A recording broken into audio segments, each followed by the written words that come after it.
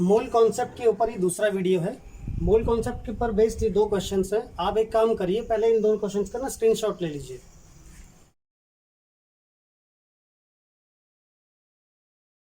ठीक है, तो अब हम कोशिश करेंगे इन दोनों क्वेश्चंस को सॉल्व करने की।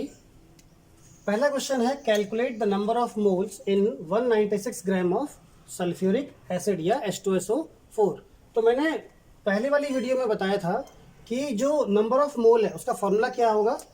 Number of moles equal to weight. जिस सब्सटेंस का नंबर ऑफ मोल निकालना है उसका वेट होना चाहिए किसमें, ग्राम में, अपॉन मोलर मास। तो H2SO4 के लिए निकालना है, गिवन वेट कितना है 196 ग्राम, अपॉन मोलर मास कितना होगा सल्फ्यूरिक एसिड का 1 × 2 प्लस सल्फर का 32 होता है और ऑक्सीजन का होता है 16 × 4। सॉल्व कर लीजिए। 196 अपॉन ये कितना हो जाएगा 98 2 मोल्स। इस तरह से आपकी एक एनसीईआरटी में क्वेश्चन है NaOH का, जिसमें लिखा हुआ है कि 40 ग्राम NaOH में नंबर ऑफ मोल कितने हैं, तो उसको भी इस तरह से आप सॉल्व कर सकते हो। दूसरा क्वेश्चन है, calculate the weight of 3 moles of electrons. ये क्वेश्चन थोड़ा सा अच्छा क्वेश्चन लगा मुझे, तो मैंने कहा इसे सॉल्व करना चाहिए। देखें कैसे करेंगे। सबसे पहले इसके लिए हमें ये पता होना चाहिए कि 3 मोल्स में नंबर ऑफ इलेक्ट्रॉन कितने होंगे, क्योंकि ये वाला क्वेश्चन इस वाले फॉर्मूले से नहीं होगा। इलेक्ट्रॉन का मोलर मास तो होगा नहीं, या मोलर मास होगा तो 1 मोल इलेक्ट्रॉन्स का मास कितना होगा, पहले हमें ये निकालना पड़ेगा, है ना। तो कैसे करेंगे वो देखिए। Weight of 3 moles of electron, तो आप जानते हैं सिंस 1 मोल इक्वल टू कितना होगा 6.022 10⁻23 इलेक्ट्रॉन्स होंगे यहाँ पे, क्योंकि इलेक्ट्रॉन है। तो 1 मोल इक्वल टू 6.022 10⁻23 इलेक्ट्रॉन्स है। तो 3 मोल में, 1 मोल में तो इतने इलेक्ट्रॉन्स होंगे, 3 मोल्स में कितने इलेक्ट्रॉन्स होंगे 3 moles equal to 3 × 6.022 10⁻23 number of electrons इतने होंगे। अब mass of 1 electron, mass of 1 electron आप जानते हैं कितना होता है,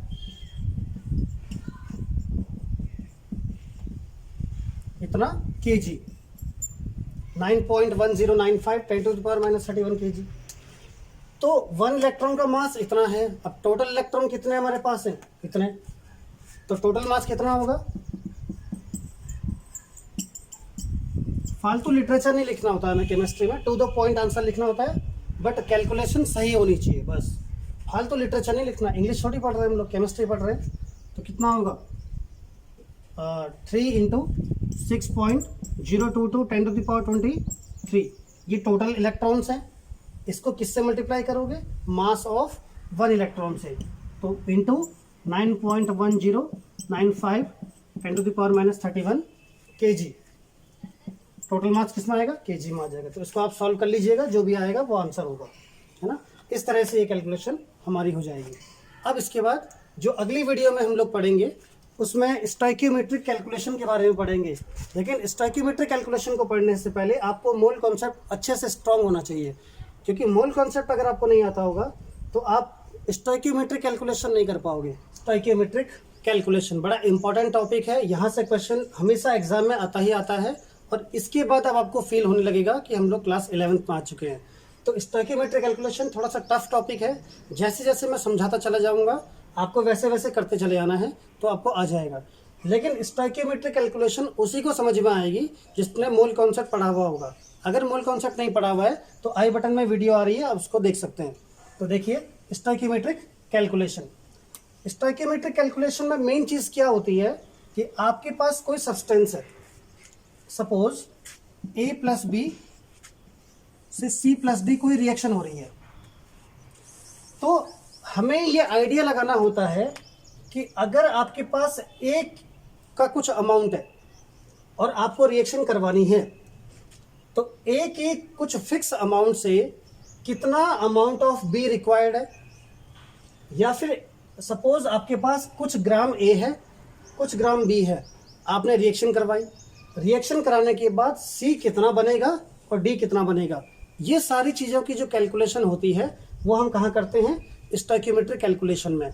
मतलब अगर आपके पास एक रिएक्टेंट है तो दूसरा रिएक्टेंट कितना रिक्वायर्ड होगा, या रिएक्टेंट आपके पास है कितना प्रोडक्ट बनेगा, या कितना प्रोडक्ट आपको बनाना है उसके लिए कितना रिएक्टेंट की रिक्वायरमेंट है, इन सब चीज़ों की जो कैलकुलेशन हमें करनी होती है वो कहाँ करेंगे, स्टोइकियोमेट्रिक कैलकुलेशन में।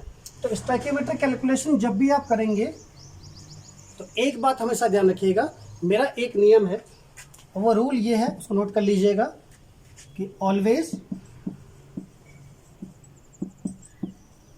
Trust on number of moles.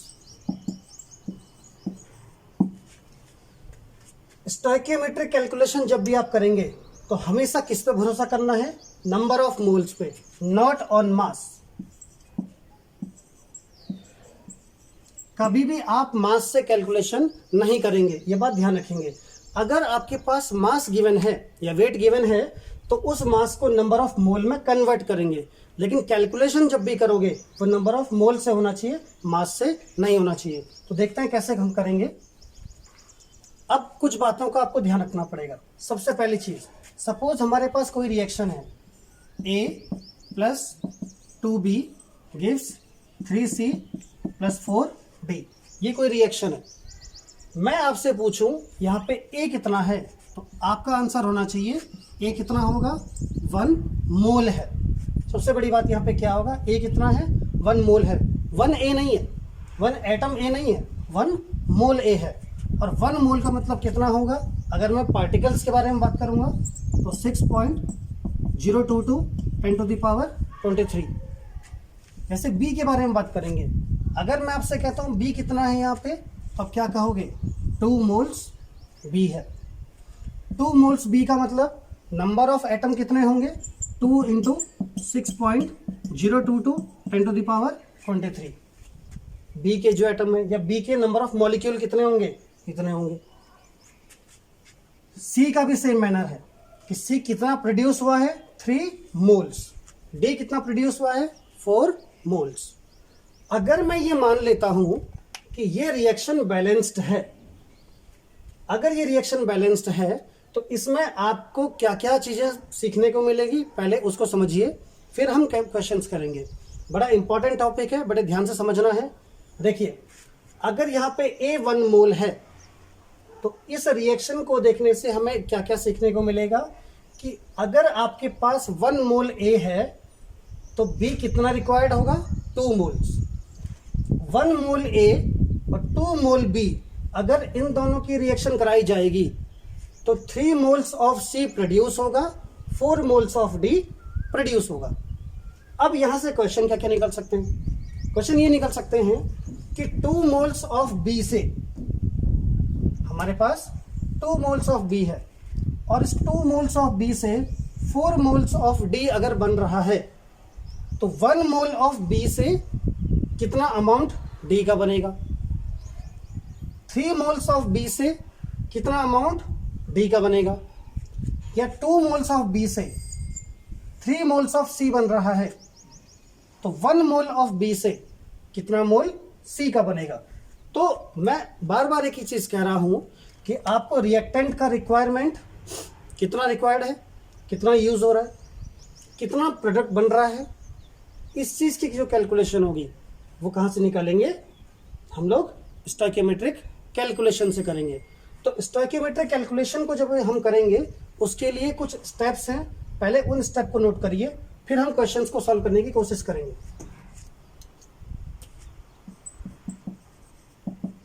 Step 1, जब भी स्टोइकियोमेट्रिक कैलकुलेशन का कोई भी न्यूमेरिकल आएगा, सबसे पहला स्टेप लिखा जाएगा, right balanced equation. Balanced equation for reaction. Reaction का सबसे पहले आपको क्या करना है, बैलेंस्ड इक्वेशन लिख दीजिए। स्टेप नंबर 2, जिस भी केमिकल का, चाहे वो आपका रिएक्टेंट हो, चाहे वो प्रोडक्ट हो, उसका जिसका भी मास गिवन है उसको किस में कन्वर्ट करिए, नंबर ऑफ मोल्स में। तो गिवन मास को नंबर ऑफ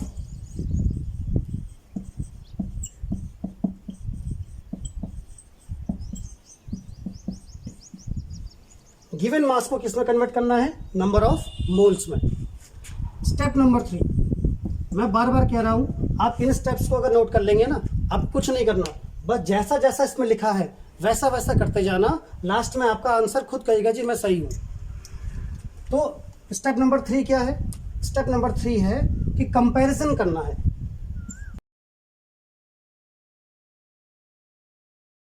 क्या कंपैरिजन करना है, जब मैं क्वेश्चन सॉल्व कराऊंगा तो आपको बताऊंगा कि क्या कंपैरिजन करना है।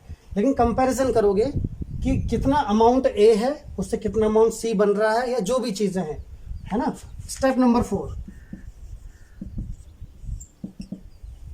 रिक्वायर्ड, या ये तो रिक्वायर्ड कर लीजिए, रिक्वायर्ड कैलकुलेशन को करिए। रिक्वायर्ड कैलकुलेशन मतलब रिक्वायर्ड जो सब्सटेंस आपसे पूछ रहा है उसी कैलकुलेशन करना है, और उसके लिए हम लोग यूनिटरी मेथड यूज करेंगे, ठीक है ना। और लास्ट स्टेप है, क्योंकि आपने शुरुआत में क्या करा था, मास को नंबर ऑफ मोल में कन्वर्ट किया था, तो जो भी कैलकुलेशन हमारी चल रही होगी वो किस में चलेगी, नंबर ऑफ मोल्स में। अब अगर नेसेसरी है, वो क्वेश्चन को अगर मास में पूछता है आपसे, तो यहाँ जो नंबर ऑफ मोल है उसको वापस किस में कन्वर्ट करोगे, मास में कन्वर्ट करोगे। कैसे करना है, फॉर्मूला मैं आपको पहले बता चुका हूं। तो लास्ट स्टेप क्या होगा कि नंबर ऑफ मोल्स किस में कन्वर्ट करो, मास में कन्वर्ट कर दो, बस। अगर आपने इतना कर दिया तो बहुत आसानी से हम सारे क्वेश्चंस को इजीली सॉल्व कर पाएंगे। तो इसका स्क्रीनशॉट भी आप ले लीजिएगा।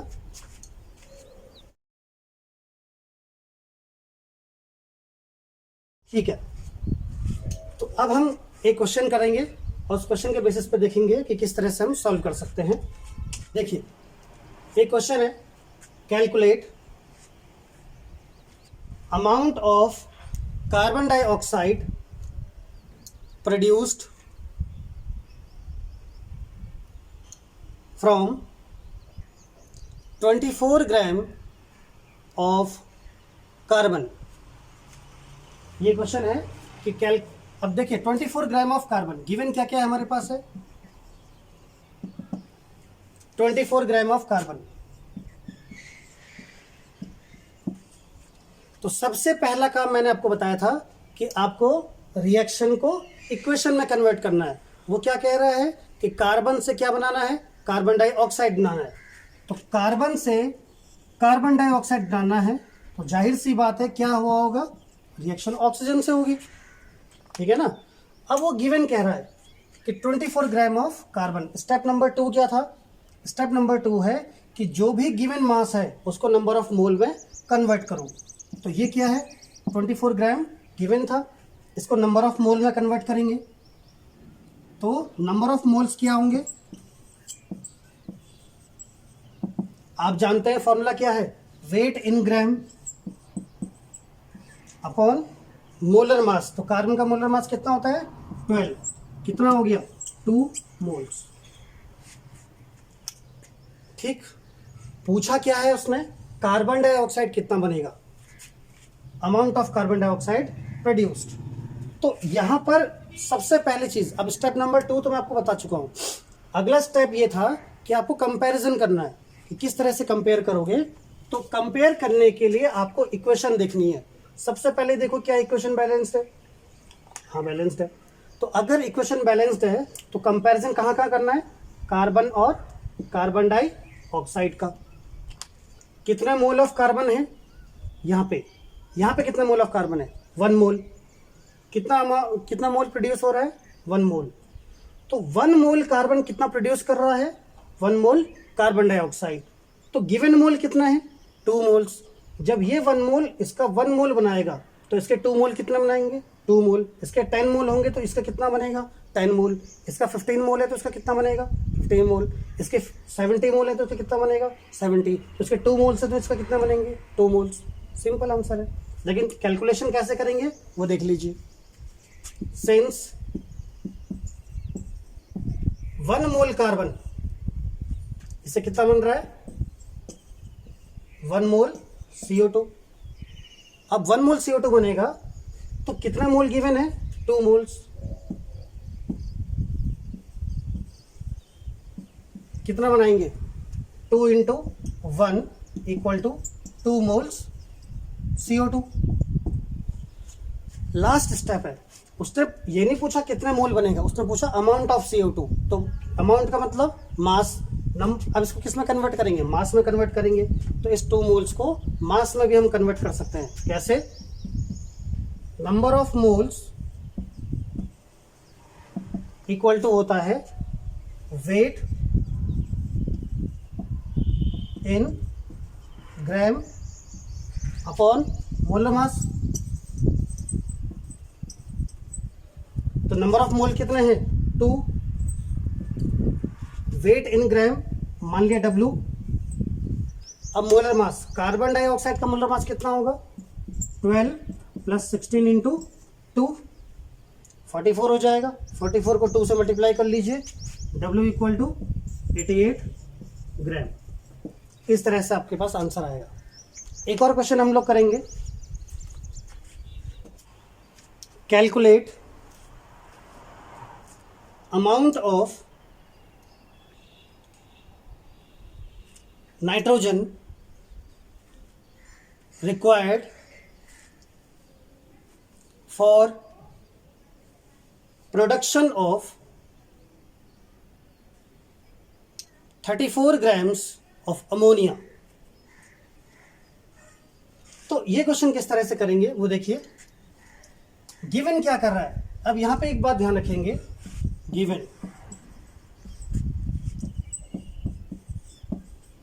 34 ग्राम्स ऑफ अमोनिया। अब अमोनिया 34 ग्राम है, लेकिन अमोनिया क्या है यहाँ पे प्रोडक्ट है, मतलब कितना प्रोड्यूस हुआ है, उसके लिए नाइट्रोजन कितने रिक्वायर्ड है। ये कैसे करेंगे, तो सबसे पहले आपको क्या करना पड़ेगा, रिएक्शन में कन्वर्ट करना पड़ेगा। अच्छा एक बात और बताता हूँ, यहाँ पे आपको रिएक्शन पता होनी चाहिए, तो घबराने वाली बात नहीं है। जैसे जैसे आप केमिस्ट्री पढ़ते चले जाओगे आपको रिएक्शन याद हो जाएगी। तो जब तक आपका एग्जाम आएगा ना, तब तक आप 2-3 चैप्टर पढ़ चुके होंगे, जैसे some basic concept of chemistry, structure of atom, periodic properties, chemical bonding, जितना भी आपका सिलेबस होगा उसके अकॉर्डिंग आप पढ़ चुके होंगे। तो जितना आप पढ़ चुके होंगे उसके अकॉर्डिंग आपको रिएक्शंस पे याद होती चली जाएंगी, तो घबराने वाली बात नहीं है। तो अब कैसे करना है वो देखिए। स्टेप नंबर 1 मैंने कहा था कि रिएक्शन को इक्वेशन में कन्वर्ट करना है, तो करिए। नाइट्रोजन की रिएक्शन किससे, नाइट्रोजन से क्या बनाना है आपको, अमोनिया बनाना है। तो किससे रिएक्शन कराओगे, जाहिर सी बात है हाइड्रोजन से कराओगे। हमने कहा था कि इक्वेशन कैसी होनी चाहिए, बैलेंस्ड, करो बैलेंस्ड भाई। तो ये 2 हो गया, यहाँ 3 हो जाएगा। तो रिएक्शन हमने बैलेंस कर दी। अब क्या गिवन है, गिवन यहाँ पे प्रोडक्ट है कितना 34 ग्राम। ये कितना गिवन है 34 ग्राम। इसको नंबर ऑफ मोल में कन्वर्ट करेंगे। तो नंबर ऑफ मोल कैसे कन्वर्ट करेंगे, इसको 34 ग्राम लिख सकते हैं, या इसको हम क्या लिखेंगे, wait in gram upon molar mass. तो वेट इन ग्राम कितना होगा 34 ग्राम। मोलर मास किसका, अमोनिया का। तो अमोनिया का मोलर मास कितना होता है, नाइट्रोजन का 14 प्लस 1 इंटू 3। देखो जब आप कैलकुलेशन यहाँ कर रहे होंगे ना, तो इसको मत देखना, इसका केवल एक काम है, ये प्रिंसिपल है।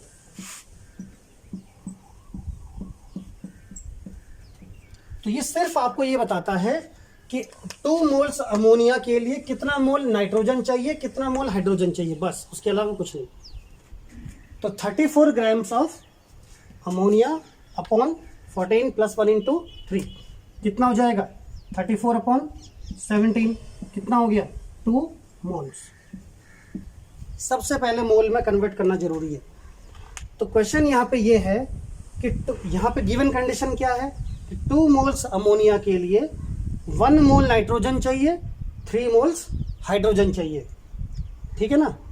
तो अब देखो ये तो प्रिंसिपल कह रहा है कि 2 मोल्स अमोनिया के लिए 3 मोल हाइड्रोजन और 1 मोल नाइट्रोजन चाहिए। अब गिवन आपके पास कितना है, गिवन भी हमारे पास कितना है 2 मोल्स। अब यहाँ पे भी 2 मोल है, यहाँ पे भी 2 मोल है, तब तो कैलकुलेशन बड़ी इजी है। सपोज यहाँ पे हमारे पास 34 की जगह कुछ और होता और यहाँ पे 10 मोल्स आ रहा होता, तब हम कैसे करते, तब आपको यूनिटरी मेथड लगाना होता है।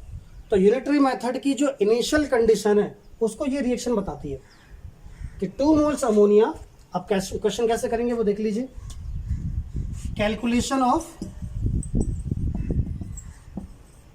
नाइट्रोजन, इसके बाद में कैलकुलेशन ऑफ हाइड्रोजन भी आपको बता दूंगा कैसे करना है। तो ये रिएक्शन क्या बोल रही है, 2 मोल्स ऑफ अमोनिया रिक्वायर कितना, 1 mole of nitrogen. 2 moles of ammonia require 1 mole of nitrogen. अब गिवन भी कितना, कंडीशन कितनी है हमारे पास, 2 मोल्स की है, तो बड़ा इजीली कर सकते हो। Therefore 2 moles of ammonia require 1 mole of nitrogen. अब 1 मोल ऑफ नाइट्रोजन है तो उसको किस में कन्वर्ट करेंगे, मास में। बड़ा इजी है। तो मास इक्वल टू कैसे निकालोगे, फॉर्मूला आप जानते ही होंगे, वैसे आप खुद भी कर सकते हो। इतना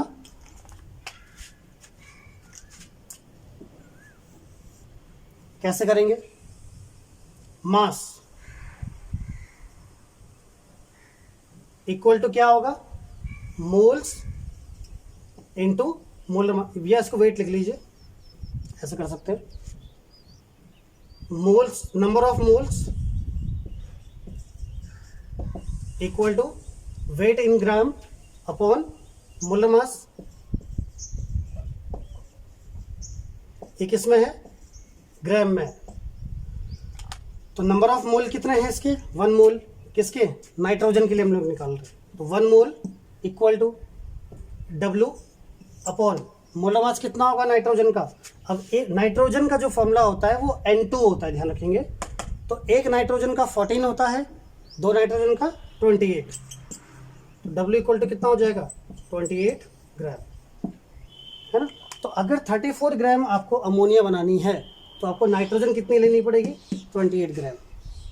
अच्छा एक चीज़ और बताता हूँ, देखो सपोज 1 मोल नाइट्रोजन है और 3 मोल हाइड्रोजन है ना। अब मैं आपको कहूँ कि नाइट्रोजन की रिक्वायरमेंट कितनी है, 28 ग्राम है, हाइड्रोजन कितने चाहिए। अब यहाँ पर अगर आप देखोगे तो 1 मोल नाइट्रोजन 3 मोल हाइड्रोजन 28 ग्राम, तो ये कितना होगा 3 इंटू 28। ऐसा नहीं करना कभी भी, ऐसा इसलिए नहीं करना है क्योंकि नाइट्रोजन और हाइड्रोजन का जो मोलर मास है वो अलग अलग है। तो मोलर मास अलग अलग होने की वजह से इसका 1 मोल इसके 3 मोल के इक्विवेलेंट है, मतलब उतने रिक्वायर्ड है कंडीशन। पर इसके 1 मोल का मास इसके 3 मोल के मास के बराबर नहीं है, क्योंकि मोलर मास अलग अलग है। इसीलिए मैंने शुरू में कहा था कि मास के ऊपर कैलकुलेशन नहीं करनी है, कैलकुलेशन किस पे करनी है, नंबर ऑफ मोल्स पे। चलो, तो कैलकुलेशन ऑफ नाइट्रोजन मैंने आपको बता दी है। अब कैसे करेंगे कैलकुलेशन ऑफ हाइड्रोजन भी मैं आपको सिखा देता हूं कैसे करना है।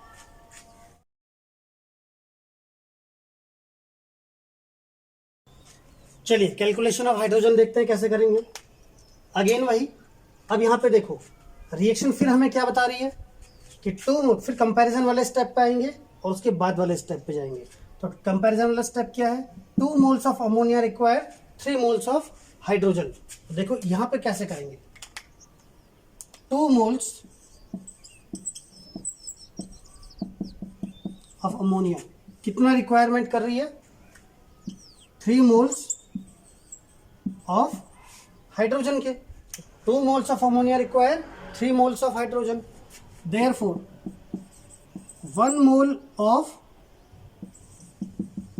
अमोनिया कितना रिक्वायरमेंट होगा, डिवीजन कर देंगे 3/2 मोल्स ऑफ हाइड्रोजन। पता होगा आप लोगों को, जब ज़्यादा का गिवन होता है 1 के लिए निकालना होता है तो डिवाइड करते हैं, 1 का गिवन होता है ज़्यादा के लिए निकालते हैं तो मल्टीप्लाई करते हैं। तो 2 moles of ammonia require 3 moles of hydrogen. ये कौन बता रहा है, रिएक्शन बता रही है। अब 1 mole of ammonia require 3/2 moles of hydrogen. अब हमारे लिए कैलकुलेशन कितनी है, 2 मोल्स ऑफ अमोनिया के लिए निकालना है, इससे पहले मैं निकाल चुका हूं। तो देयरफॉर 2 मोल्स ऑफ अमोनिया, लिखने का तरीका यही होगा, therefore 2 moles of ammonia will require 3/2 into 2, मतलब 3 मोल्स ऑफ हाइड्रोजन। अभी कंडीशन यहाँ पे इतना इजी हो गई थी कि 34 ग्राम ऑफ अमोनिया आपके पास है, तो 34 ग्राम ऑफ अमोनिया में 2 मोल्स है, और अच्छी बात ये थी कि रिएक्शन में भी 2 मोल्स लिखा हुआ है, तो कैलकुलेशन बड़ा इजी है ना। लेकिन अगर आपके पास गिवन मोल कुछ और हो और यहाँ पे कुछ और वैल्यू हो, तब आपके लिए कैलकुलेशन थोड़ा सा टफ पड़ जाती है। तो कैसे करेंगे, 3/2 into 2 = 3 मोल्स। अब इसको किस में कन्वर्ट कर दें, मास में कन्वर्ट कर देते हैं। तो number of moles equal to weight in gram upon molar mass. तो मोलर मास कितना होगा, किसका, हाइड्रोजन का। तो एक हाइड्रोजन का H, 2 हाइड्रोजन का 2। तो number of moles equal to W/2 है ना। अब नंबर ऑफ मोल गिवन कितना, अब हाइड्रोजन के कितने मोल रिक्वायर्ड है, 3 मोल्स हैं, ये 3 मोल। तो इस 3 मोल को किस में कन्वर्ट करना है, मास में कन्वर्ट करना है। तो 3 मोल्स इक्वल टू W/2। तो W इक्वल टू कितना हो जाएगा, 3 2 जा 6 ग्राम। ये आपका आंसर है। तो इस तरह से हमारे पास स्टोइकियोमेट्रिक कैलकुलेशन की अभी स्टार्टिंग की है हम लोगों ने। अगले वाले में हम लोग करेंगे कि नाइट्रोजन और हाइड्रोजन हमारे पर रिक्वायर्ड है। आज तो हमने क्या निकाला कि इस अमोनिया के लिए कितने हाइड्रोजन रिक्वायरमेंट है, हमने कर लिया। इस अमोनिया के लिए नाइट्रोजन कितनी रिक्वायरमेंट है, ये है। अगले वाला जो हमारे पास टॉपिक होगा इसी से रिलेटेड, उसका नाम है लिमिटिंग रिएजेंट। तो जो अगली वीडियो हमारे पास होगी उसमें क्या आएगा, लिमिटिंग रिएजेंट। बड़ा इंटरेस्टिंग टॉपिक है। वहाँ पे क्या होता है कि इन दोनों में से ना जितनी रिक्वायरमेंट नहीं होती है उससे या तो अमाउंट कम होगी या ज़्यादा होगी। तो कम या ज़्यादा के केस में रिएक्शन स्टॉप होती है। अब वो कैसे होगी इसके बारे में हम लोग देखेंगे लिमिटिंग रिएजेंट अगली वीडियो में। तो तब तक के लिए कीजिए इंतजार।